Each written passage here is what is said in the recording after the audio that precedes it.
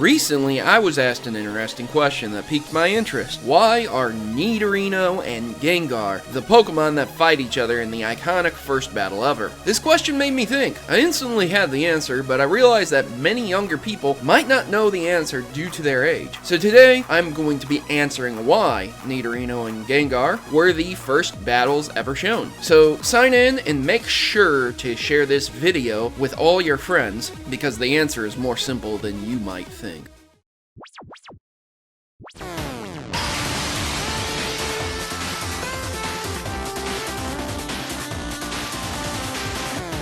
First, let's identify this battle. Anytime you start up Pokemon Red, Blue, Yellow, or even Green, a battle between two Pokemon will start up as the intro sequence. This can also be seen in the remakes of Fire Red and Leaf Green. Depending on the version of the game, it can be different. Jigglypuff will be fighting Gengar instead. By default, though, Nidorino is selected as the main opponent, and you can see this being shown in Pokemon Origins as the battle is what Red is watching, and in Pokemon's main anime series as the battle that is what Ash is watching before bed. So what's the big mystery then? The developers obviously just picked 3 random Pokemon and that's it, right? Well, not exactly. I don't have interviews, quotes, or anything to tell me exactly why they chose those Pokemon for the intro, but I do have subjective evidence. So let's start with Gengar. Gengar is a Pokemon that has been pretty valued. It appears in most major installments of Pokemon, from the original Gen 1 as the most powerful Pokemon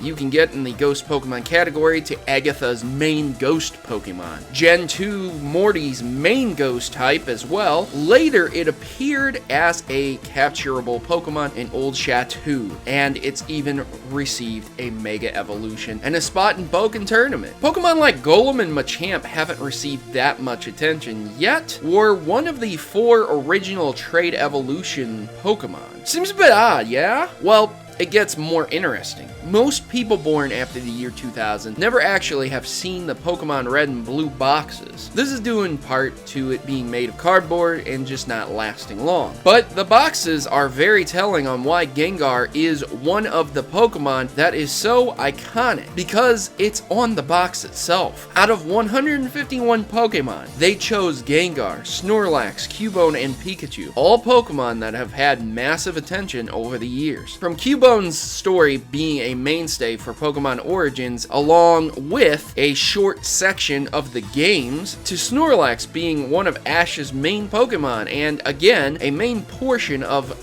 the Red and Blue games. And I don't have to talk about Pikachu's popularity, do I?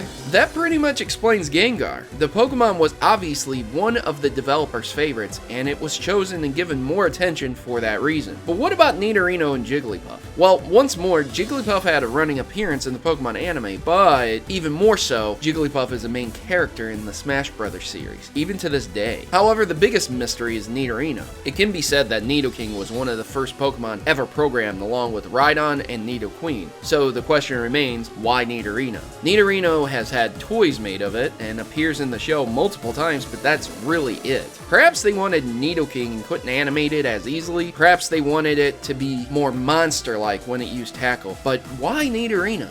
Well, there's a lot of questions, like why does Gengar use Scratch and Nidorino is using Horn Attack against a Ghost type? I don't have the answer for them, but maybe someday the developers will do a tell-all and explain their reasons. And as always, ladies and gentlemen, the truth is always stranger than fiction. If you're still signed in, please leave me a like and a comment down below on why you think Nidorino is in that iconic battle scene. As for me, I'm signing out. I need to review the original games before they are re-released. Thanks for watching Pokemaniacs, and I've been your host, Protomario, and as always, good gaming, and God bless. Thanks for watching my video and making it to the end. If you want to see my theories a day early, make sure to head over to my Patreon, where donators get a day early viewing of my newest theories. And follow me over on Twitter to see my updates about certain videos and access to some cool unlisted hidden content as well. If you don't have Twitter, I am on Tumblr too, so be sure to check out my videos on your preferred social networks, or subscribe here on good old YouTube. I've been on YouTube for a while now, and I don't plan on going anywhere soon, so I hope you keep supporting me by liking the the video and sharing it where you can on Facebook or Twitter or other forums as well. Thank you again for taking a bit of time out to support me, and I hope to see you here next time on Pokemon Theory.